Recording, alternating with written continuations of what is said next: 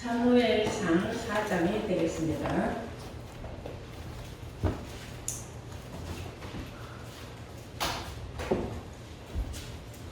사무엘상 4장 1절부터 공독을 하도록 하겠습니다. 제가 공독하겠습니다. 사무엘상 4장 1절부터 제가 공독하겠습니다. 사무엘의 말이 온 이스라엘에 전파되니라.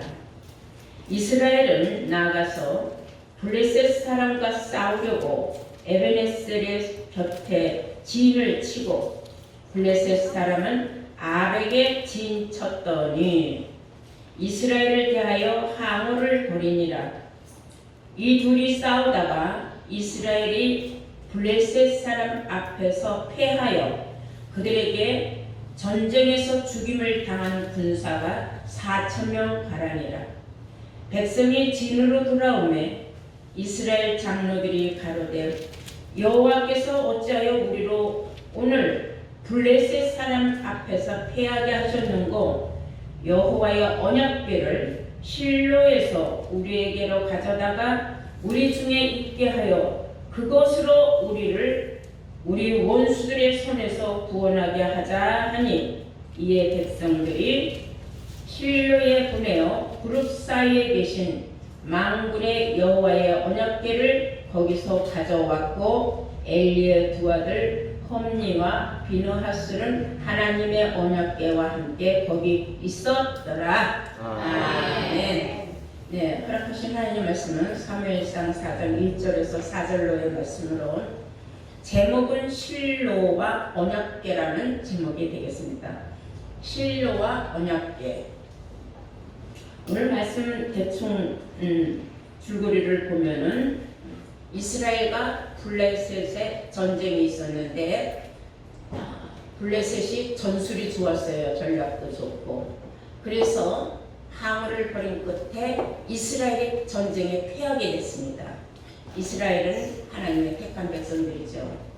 그러니까 수많은 4,000여 명의 사상자를 냈다는 보고를 받고 장로들이 이게 도대체 어떻게 된 일이냐, 하나님이 왜 우리와 함께 안 계시느냐 계시느냐, 왜 이런 일이 생겼느냐, 이제 막 장로들끼리 여러 가지 의논이 있었어요. 그러지 말고 이제라도 우리가 실로에 가서 언약궤를 가져다가 하나님의 집에 있는 실로, 그 실로의 언약궤를 가져다가 전쟁터로 언약궤를 갖다 놓으면은 우리가 전쟁이 이길 것이다 했어요. 그런데 그 언약궤가 들어오는 거를 블레셋 사람들이 보고 와, 저 이스라엘의 신이 나타났다 하고 이제 난리들이 났습니다. 그래가지고 그들은 더 큰 전략을 짜고 더 강하게 군사력을 나타내가지고 하나님의 언약궤까지도 뺏어가는 그런 일이 있었어요.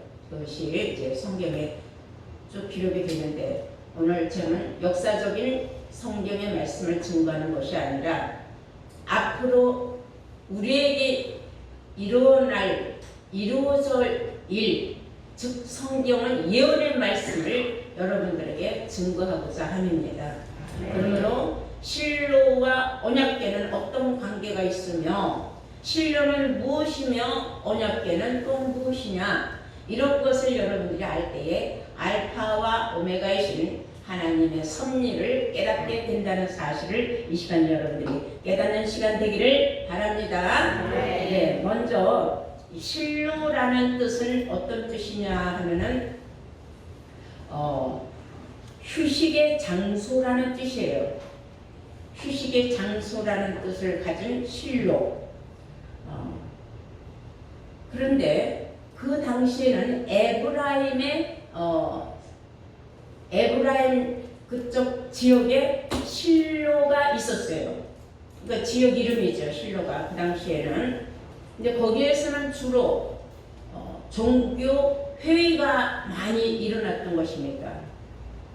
그리고 여호수아 18장 1절에 보시면은 여호수아가 실로에서 전쟁에서 이기고 돌아온 후 12지파들에게 각자 대표들 3명씩을 보내라 해가지고 그곳에서 기업을 분배받게 한 것이 또한 실로라고 성경은 여호수아 18장 1절부터 나와 있습니다. 그것은 이제 우리가 생각하는 육신적인 저 이스라엘의 땅 에브라임 지역에 있는 실로라는 지역의 이름이었고, 영적으로 실로라는 말이 또 있어요. 그 영적으로 실로라는 말은 참 난해하다, 이건 무슨 의미인지 모르겠다라는 말이 있는데, 그 말씀은 창세기 49장에 나옵니다. 다 함께 창세기 49장을 보시겠어요? 10절을 보시면은, 창세기 49장 10절을 보시면, 홀이 유다를 떠나지 아니하며 치리자의 지팡이가 그 발 사이에서 떠나지 아니하시기를 실로가 오시기까지 미치리니 그에게 모든 백성이 복종하리로다. 이렇게 기록되어 있어요. 자, 우리가 지역적인 실로는 붉은 줄로 2줄이 치어져 있습니다. 근데 창세기 49장에 나온 실로라는 말이 나올 때 실로가 오시기까지 할 적에 실로는 꼬불꼬불하고 옆에서 줄이 쳐졌어요. 그래서 그 꼬불꼬불한 거는 남의 구절이라는 뜻입니다. 우리가 어떻게 해석해야 될지 참 도무지 이해할 수 없는 그러한 말이다, 이런 뜻이에요.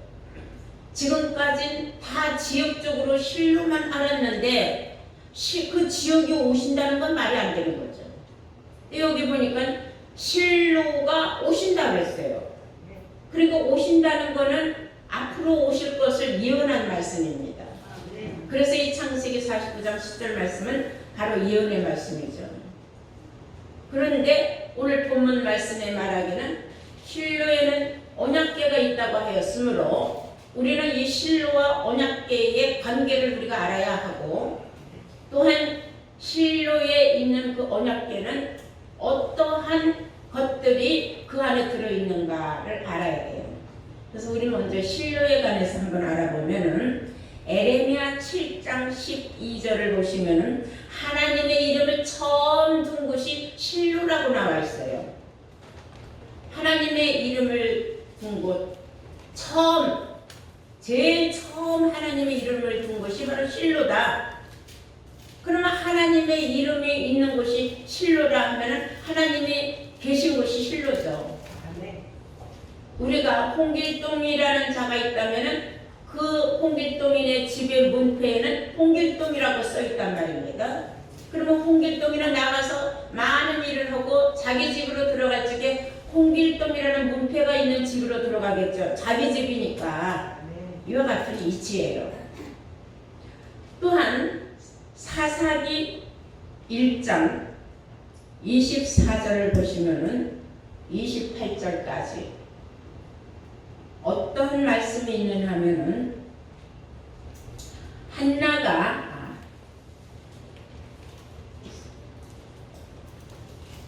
사사기가 아니라 사무엘상이에요. 제가 잘못 말했어요. 사무엘상 1장 24절입니다. 한나가 그 1장 처음부터 쭉 읽어보면은 실로 하나님의 성전에 가서 울며 불며 기도를 했어요. 난 너무나도 억울합니다. 자식이 없어서 정말로 그 남편이 얻은 후처들한테 내가 치임을 받고 대접을 못 받고 난 너무 억울합니다. 하나님, 나의 이 괴로움과 어려움을 아시는 하나님, 내 기도를 들어주시사 제발 내가 자식을 갖게 해달라고 했어요. 자식을 갖게 해주시면은 나는 그 자식을 전만 떼면은 나는 하나님 전으로 갖다 바치겠습니다 했는데 정말 그 기도대로 자식을 갖게 됐어요. 실로는 하나님 앞에 기도가 상달되는 것이에요. 자, 이 한나는 아이를 낳아서 젖을 물리고 젖을 뗄 때쯤에 그는 하나님과의 약속은 서원이기 때문에 지키기 위해서 실로 손으로 갑니다. 갈 때 그 아이만 달랑 데려다 놓으러 가는 것이 아니라 많은 재물을 가지고 가서 아이 키우는데 돈이 얼마나 많이 들어가겠습니까? 하나님 전에 가지고 가는 그런 말씀이 사무엘상 1장 24절부터 보시면 젖을 뗀 후에 그를 데리고 올라갈새 수소셋과 가루 한 에바와 포도주 한 가죽 부대를 가지고 실로 여호와의 집에 나아갔는데 아이가 어리더라 그랬어요. 약속한 대로 실로 하나님의 집으로 아이를 데리고 가서 맡기고 많은 재물도 갖다 드렸어요. 그것이 실로에서 기도하여 얻은 아들 이름이 바로 사무엘인 것인 줄로 믿습니다.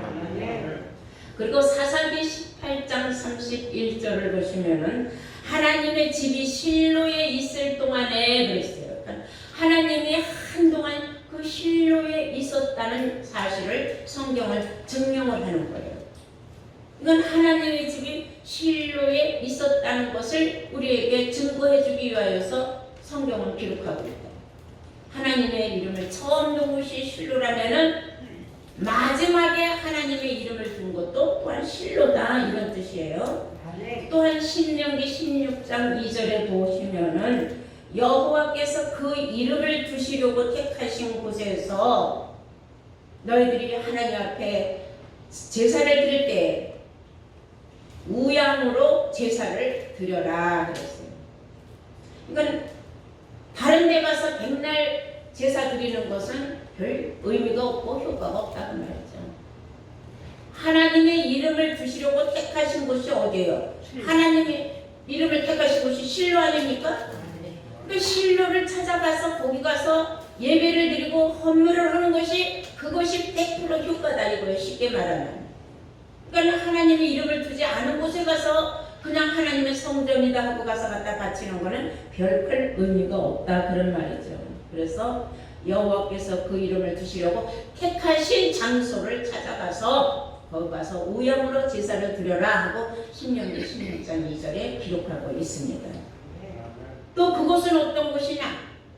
하나님의 이름을 두시려고 택하신 장소. 우리는 지금 그 장소가 실로라고 그랬죠. 그런데 또 시편에는 다윗 기자는 뭐라고 말하고 있느냐면 시온이라고 했어요. 다 함께 시편 132편을 보시겠어요. 시편 132편 13절입니다. 여호와께서 시온을 택하시고 그랬어요. 하나님의 이름을 두시려고 택하신 곳이 시온이라는 겁니다. 그러면 그것은 바로 하나님의 이름을 두신 곳이 처음 이름을 둔 곳이 실로라고 했으므로 실로는 시온이라는 거죠. 여호와께서 시온을 택하시고 자기 거처를 삼고자 하여 이르시기를 이는 나의 영원히 쉴 곳이라. 시온은 내가 영원히 쉴 곳이라. 이제 더 이상 하나님은 다른 데로 우왕좌왕하지 아니하고 하나님이 영원히 쉬실 곳은 바로 시온 하나님의 이름을 두신 곳이라고 말씀하고 있는 줄로 믿습니다. 그리고 내가 이 성의 식료품에 풍족히 복을 주고 양식으로 그 빈민을 만족하게 하리로다. 내가 그 제사장들에게는 구원으로 임하리니 그 성도들은 즐거움으로 외치리로다 하여서 우리는 이제 하나님의 이름을 두시려고 택하신 장소, 하나님의 거처를 삼으신 곳은 이제 그 실로가 바로 시온이라는 거죠. 그래서 이 실로는 지금 저기 이스라엘에 있는 에브라임 지역에 있는 그 실로라는 지명이 아니라 창세기 49장에 나오는 실로가 오시리니 했으니까 바로 실로는 하나님이 오시는 곳, 실로는 하나님의 명령이라는 곳이에요. 왜냐하면 홍길동이는 홍길동의 집으로 가듯이 실로는 실로 집으로 오시는 겁니다. 그러니까 하나님은 자기 이름을 두신 곳으로 오신다 그랬거든요. 이제 이해가 됐습니까? 네. 그래서 하나님의 집 실로는 즉 하나님이 택한 시온이라는 곳. 그 시온에서 하나님은 영원히 쉬실 것이라고 말씀하신 줄로 믿습니다. 그래서 이 시온은 이사야서 59장 20절에 보면 구속자는 시온으로 임하시며 그랬어요. 우리의 구속자는 시온에 임하며 야곱 중에 죄가를 떠나는 자에게 임하리라 그랬어요. 야곱 중에서 죄가를 떠난 자에게 임한다 그랬어요. 여기서 야곱 중이라는 건 실상적인 야곱이 아니라 야곱은 다시 이름을 바꿔서 이스라엘이라 말하고 이스라엘은 호세아서 10장 1절이 무성히 열매 맺는 무성한 포도나무 열매를 이스라엘이라고 했습니다. 그 포도나무는 요한복음 15장 1절에 예수님이 나는 참 포도나무요 내 아버지는 그 농부라고 했어요. 그러니까 예수에 달려있는 포도알들, 그 예수 믿는 사람들을 다 뭐로 비유하고 있는 거예요? 이스라엘로 비유하고 있다는 거예요. 성경은 비유와 비사로 기록된 걸 알아야 되죠. 그 중에 완전히 죄하고 멀어진 자들, 지난주에 말했죠. 전도 없이 책망받는 자가 안 되도록 너희들은 노력을 하라 하지 않았습니까? 언제까지? 그리스도가 다시 나타날 때까지. 그 말씀이 맞는 거예요. 히브리서 다 함께 히브리서 7장 28절 보시겠어요?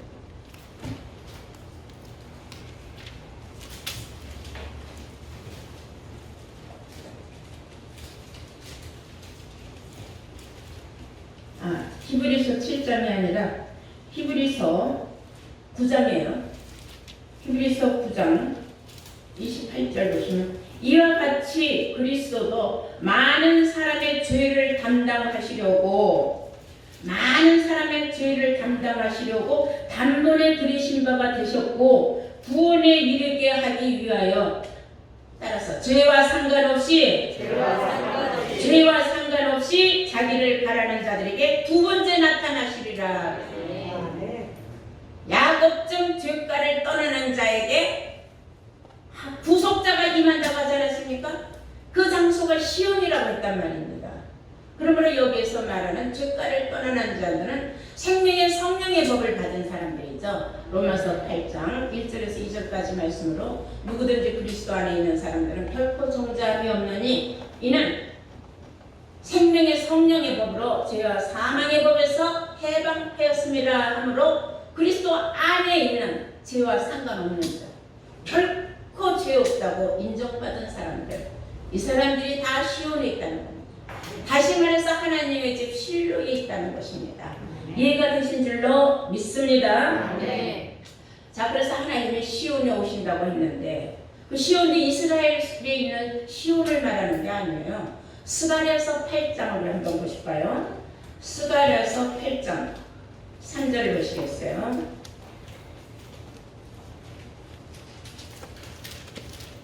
나 여호와가 말하노라 내가 시온에 돌아왔은즉 예루살렘 가운데에 거하리니.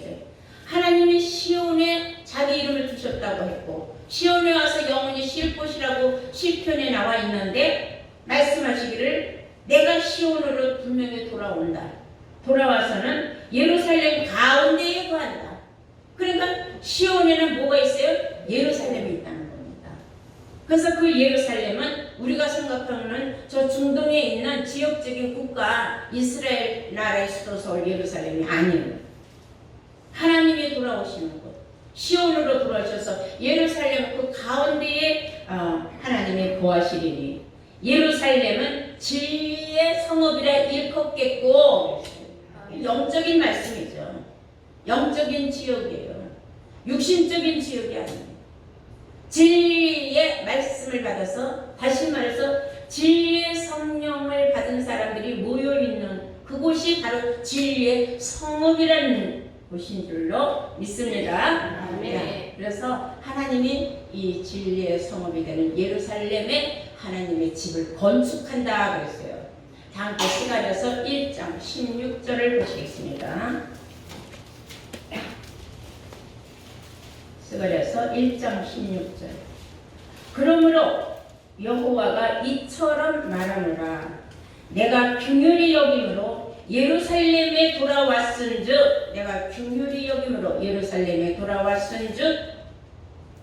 내 집이 그 가운데에 건축되리니 하나님의 집을 예루살렘에다가 건축한다 그랬어요. 예루살렘 위에 먹줄이 치어지리라 나 만군의 여호와의 말이니라. 하나님의 집을 건축을 하는데 뭐 이런 건물 뭐 벽돌 쌓고 이렇게 건축하는 거 아니에요. 하나님의 집은 마지막 때 사람으로 짓는 겁니다. 네. 여러분들이 성경을 그래서 깊이 알아야 돼요. 그래서 실로는 우리가 이제 보니까 알파와 오메가로서 처음에 있었던 실로, 마지막에도 실로에 하나님이 오셔서 실로 하나님의 집에 거하시는 줄로 믿습니다. 그 실로를 시온이라고도 하고 그 가운데에 예루살렘이라고 하여서 그 예루살렘 가운데다가 하나님의 집을 건축한다고 했어요. 이제 이해가 되셨죠? 네. 자, 그러면 이제 우리가 언약궤에 관해서 실로 하나님의 집에는 뭐가 있다는 거예요? 언약궤가 있다는 거예요. 언약궤라는 뜻은 말씀 원자, 약속 약자, 말씀의 약속에 들어있는 괴짝이다 이거예요.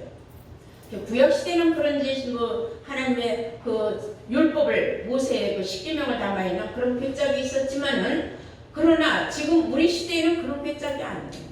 이게 또 영적인 하나님의 약속의 말씀에 들어있는 괴는 육신적으로 만들어진 그런 괴짝이 아니에요.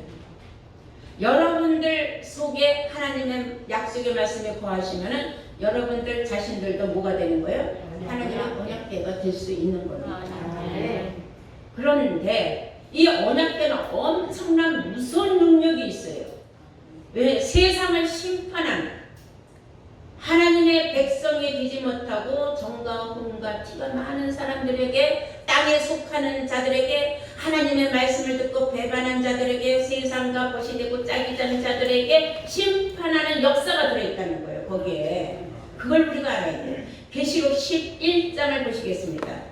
이래서 우리는 성경을 알파와 오메가라고 하는 줄로 믿습니다. 네, 계시록 11장 19절 말씀 보시겠어요. 이에 하늘에 있는 하나님의 성전이 열리니 성전 안에 하나님의 언약궤가 보이며 또 번개와 음성들과 뇌성과 지진과 큰 우박이 있더라. 아멘. 네, 이것은 실상적인 번개, 뇌성, 우박, 지진이 아니에요. 이거는 이 언약궤 속에 들어있는 번개가 팡팡 치면은 여러분들 처음에 이런 말씀 들어봤을 적에 무엇인가 딱 얻어맞은 것 같았죠. 어? 띵 하죠. 이게 어떻게 된 건가. 이제는 여러분들이 이제 이 말씀 가운데에 들어와 있어서 면역이 되었고, 그리고 여러분들이 이 속에서 지금 하나님의 집에 건축하는데 일조를 하고 있지만은 세상 사람들에게 이 말씀은 우박이요, 지진이요, 그리고 번개예요. 그 우박이 한 대 맞아봐야 그냥 머리가 그냥 띵 하죠. 무서운 어마어마한 재앙이에요. 알고 보면은 하나님의 언약궤 속에 들어있는 말씀들은 어마어마한 축복의 말씀을 우리에게 이미 주셨고, 이제는 세상을 심판하기 위하여서 하나님의 약속의 언약궤에 이런 어마어마한 무기가 들어있다는 것, 이걸 여러분들이 깨달음 받기를 원합니다. 이곳으로 뭘 하는 줄 아십니까? 바벨론을 치는 거예요. 그래서 계시록 18장 2절에 무너졌도다 무너졌도다 큰 성 바벨론이여 귀신의 처소요 더러운 영들이 모이는 곳이라고 했어요. 그걸 나중에는 이 하나님의 언약궤에서 나오는 어마어마한 무기들이 다 나가서 바벨론을 무너뜨리는 역사를 이루게 된다는 것을 아시기 바랍니다. 그런데 이 하나님의 언약궤가 있는 곳을 또 성경은 뭐라고 하는지 압니까? 지성소에 있다 그랬어요. 세상 끝날에는 세상에 속한 성소도 있고 하나님께 속한 성소가 있어요. 세상에 속한 성소도 나름대로 예법은 가지고 있지만은 그러나 금으로 싼 언약궤는 없다 그랬어요. 이 말씀들은 어마어마한 금싸라기 같은 말씀입니다. 자, 우리 다 함께 히브리서 9장 한번 보실까요?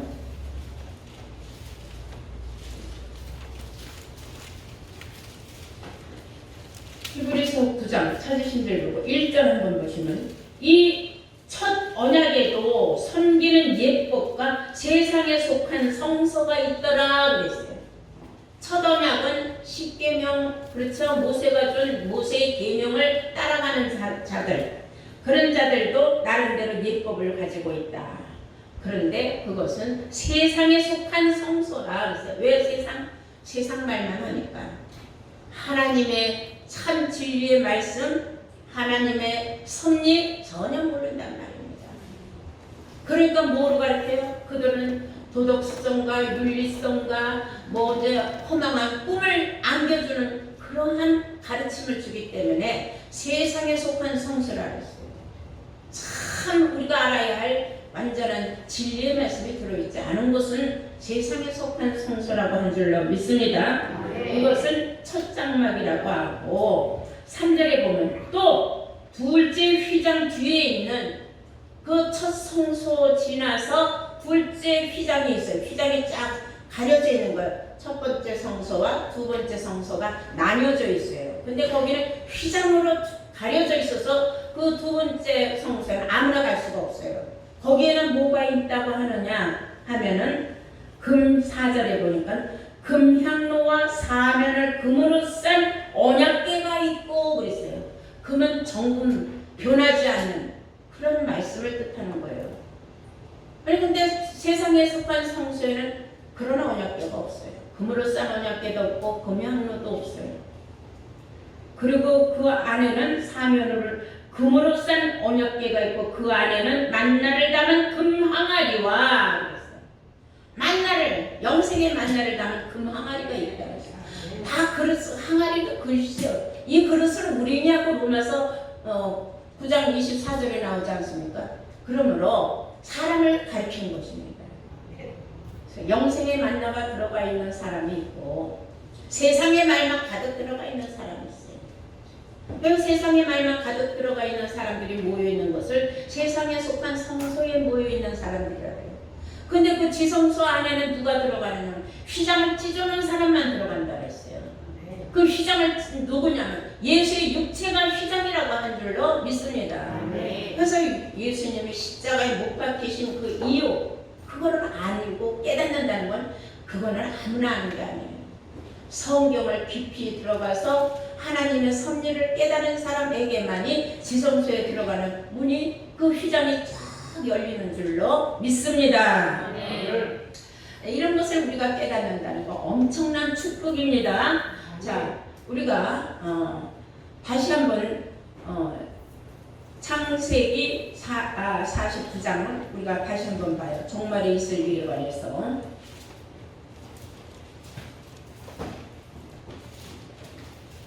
이제 8절부터 한번 보겠습니다. 창세기 49장. 유다야, 너는 네 형제의 찬송이 될지라. 네 손이 네 원수의 목을 잡을 것이요 네 아비의 아들들이 네 앞에 절하리로다. 유다는 사자 새끼로다 그랬어요. 유다는 사자 새끼로다 그랬어요. 사자는 예수를 사자라 그랬어요. 새끼, 예수로부터 나온 자들이 유다 백성이다 이런 겁니다. 이 사람들을 찬송하라 그랬어요. 이것은 야곱이 12아들을 불러놓고 장래에 일어날 일들을 예언으로 복을 내려주기도 하고 재앙이 있을 것을 알려주기도 한 말씀이에요. 왜냐하면 창세기 49장 1절에 보시면은 야곱이 그 아들들을 불러 이르되 너희는 모여라. 너희의 후일에 당할 일을 내가 너희에게 이르리라. 후일에 당할 일. 먼 훗날 너희 후손들에게 이러한 일들이 있을 것이다 하고 예언하여 이뤄준 말들이 창세기 49장에 기록됐다는 것을 아시기 바랍니다. 네. 그러므로 9절에 보니까 유다는 사자 새끼로다. 내 아들아 너는 움킨 것을 찢고 올라갔도다. 그의 엎드리고 웅크림이 수사자 같고 암사자 같으니 누가 그를 범할 수 있으랴. 유다 백성은 건드릴 수가 없어요. 그들의 속에는 다 언약궤가 들어있기 때문에. 나갔다 하면 엄청난 말씀. 지금은 우리가 구원의 말씀을 주지만은 그때에 가서는 재앙의 말씀들이 어마어마하게 계시로 끝날 때는 일어난다는 것을 아시기 바랍니다. 자, 이 10절 홀이 유다를 떠나지 아니하며 그래서 여기서 말하는 홀이라는 게 있어요. 홀이라는 것은 쉽게 말하면 어떤 뜻이냐면 옛날에 궁에서 임금을 아련할 때는 그냥 이렇게 가서 상가마마 이러고 보는 게 아니에요. 다 뭘 이렇게 앞에 이렇게 들고 들어가요. 다 손 모아서 들고 들어가요. 드라마나 영화 봤을 거예요. 그거 없이는 들어갈 수가 없어요. 근데 홀이 유다를 떠나지 않는다. 다시 말해서 하나님을 믿는 유다의 백성들에게는 하나님을 만날 수 있는 증표가 있다는 거예요. 그게 홀이에요. 그래서 그 홀은 항상 유다를 지켜주는 거예요. 아멘. 언제든지 하나님을 만날 수 있는 그런 권세를 줬다는 거예요. 그렇게 해서 홀은 절대로 유다를 떠나지 않는다. 홀이 유다를 떠나지 아니하며 치리자의 지팡이가 그 발 사이에서 떠나지 아니하시기를. 유다에게는 이런 놀라운 권세와 하나님의 보호막이 있다는 겁니다. 떠나지 아니하며 실로가 오시기까지 미친다. 하나님께서 하나님의 집으로 오실 때까지 그 권세와 그 권한과 보호는 절대로 유다 백성을 떠나지 않는다. 그럼 실로가 마지막 때에 실로로 오시면은 엄청난 구원과 심판의 역사가 일어나는 겁니다. 그것을 우리가 시편 132편을 통하여서 다시 한번 알아보도록 하겠습니다. 시편 132편입니다. 13절 보시겠습니다. 여호와께서 시온을 택하시고 자기 거처를 삼고자 하여 이르시기를 이는 나의 영원히 쉴 곳이라. 내가 여기 거할 곳은 이를 원하였음이니라. 내가 이 성의 식료품에, 이 성에, 진리의 성읍에 식료품이라는 건 우리가 먹는 무슨 재료죠. 하나님의 백성들이 뭐 우리 육신의 양식을 말하는 건 아니에요. 영적인 양식이에요. 진리의 성읍에 있는 유다의 백성들에게는 영적인 양식이 끊어지진 법이 없다 이거예요. 아멘. 풍족하게, 아주 넉넉하고 만족하게, 풍성하게 복을 주고 우리가 먹는 양식마다 영생의 양식이 바로 이런 말씀을 영생의 양식이라고 합니다. 늘 그 속에는 복이 함께 들어가 있다는 거예요. 우리의 최고의 복은 구원인 줄로 믿습니다. 네, 그러면서 풍족히 복을 주고 양식으로 그 빈민도 만족하게 하리로다. 네. 처음 들어온 사람은 많은 양식이 있겠지만 나중에 들어온 사람은 양식이 좀 부족해요. 항상 받아도 부족해. 계속 차올라야 됩니다. 그래도 그들도 그 늦게 들어와서라도 받는 그 양식에 만족함을 느낀다는 겁니다. 이거 엄청난 축복 아니겠습니까? 그러므로 16절에 보시니까 내가 그 제사장들에게는 구원으로 임하리라. 여러분들 마지막 때 다 왕같은 제사장이 되는 자기에게 축복을 주신다고 계시록에 축복의 말씀이 나와 있지 않습니까? 그러므로 내가 그 제사장들에게는 구원으로 입히리니 구원으로. 그리고 그 성도들은 다 즐거움으로 외치리로다. 모든 성도들을 다 즐거움으로 외친다. 이야, 결국은 이렇게 되는구나. 우리가 그 말씀을 듣고 새김질을 하고 인침을 받았더니 말씀대로 기록된 대로 우리에게 이런 놀라운 구원의 축복이 있구나 하고 즐거이 외친다고 성경은 말하고 있는 줄로 믿습니다. 네, 17절 보시면 내가 거기에서 다윗에게 뿔이 나게 할 것이다. 다윗으로부터 뿔이 나게 한다 그랬어요. 여기서 말하는 뿔도 사람을 비유한 거예요. 다윗도 사람이기 때문에 내가 내 기름 부은 자를 위하여 등을 예비하였도다. 등을 예비한 자와 등을 예비하지 못한 자의 완전히 갈림길이 마태복음 25장에 열처녀의 비유로 나오지 않습니까? 내가 저의 원수에게는 수치로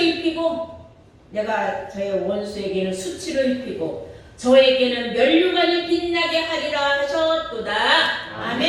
네, 이러한 면류관이 빛나는 구원을 받아 기쁨으로 즐거움으로 외치는 유다의 백성들, 왕같은 제사장이 되는 크나님, 면류관을 받고 기뻐서 정말 눈물을 흘리면서 과연 하나님의 말씀이 정말 이렇게 이루어졌구나.